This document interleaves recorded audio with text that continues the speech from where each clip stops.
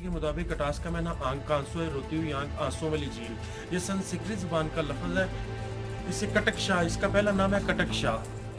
ठीक है, ये 2450 साल पुराने मंदिर हैं।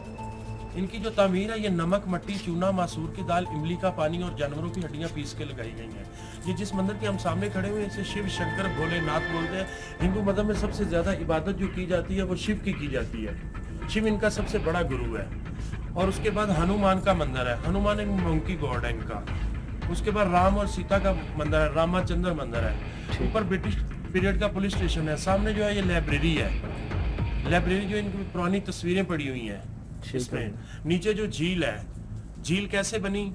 इनके सबसे बड़े गुरु शिव हैं। शिव की बीवी का नाम सती है। सती जब मर जाती है उसके गम में रोता है। एक आंसू यहाँ पे गिरता है। पुष्कर, पुष्कर राजस्थान में है।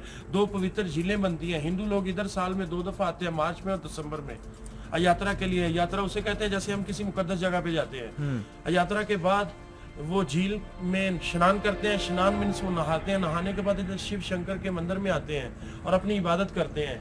और ऊपर हनुमान का मंदिर है, उसमें पुरानी पेंटिंग है। और राम और सीता का मंदिर है जिसमें 7 कमरे, ऊपर हॉल है। और ऊपर इनका जो गुरु है कोबरा स्नेक, उसकी भी ये इबादत करते हैं। ऊपर पांडवों के मंदिर है। पांडु 5 भाई, एक बीवी थी उनकी, 5 भाइयों की। 7500 साल पहले वो इधर आए थे, झील पे खड़े हुए थे। 4 भाइयों ने पानी पिया और वो बेहोश हो गए। और 5वें भाई ने जब पानी पीने लगा तो एक आवाज आई कि आपका नाम क्या है? उसने कहा संगन। जब उसने पानी पीने से पहले कुछ पढ़ा तो फिर वो 4 भाई भी जिंदा हो गए। वो सामने वो 7500 साल पहले आए और सामने गारों में आके रहे। 12 साल उन्होंने क्याम किया। 12 साल में ऊपर 7 मंदिर बनाए। उसका नाम है सत्यगढ़ के मंदिर।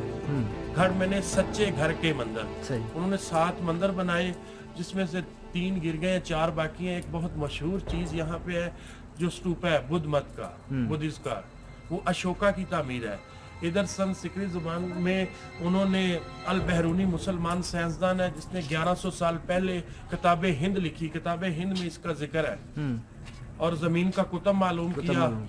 इधर बैठ के उसने बुक लिखी। नंदना में बैठ के उसने जमीन का कुतुब मालूम किया था। ये जो रोड निकाला गया ये ब्रिटिश पीरियड में 1857 में निकाला गया है। सामने समाधियां हैं। ठीक, समाधियां मीन्स एक इनकी कौम है मन्नत।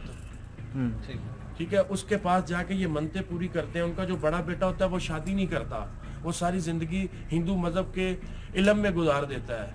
वो जब मरता है तो उसको फिर जलाते नहीं है, उसको दफन करते हैं। हम कब्र में लिटाते हैं, वो बिठा देते हैं। जब वो बिठाते हैं तो 4 कोनों वाली समाधि बना देते हैं। समाधि उसे कहते हैं जैसे कब्र को समाधि बोलते हैं। ये सामने समाधि है। तो इस पत्थर की थोड़ी हिस्ट्री बताएं।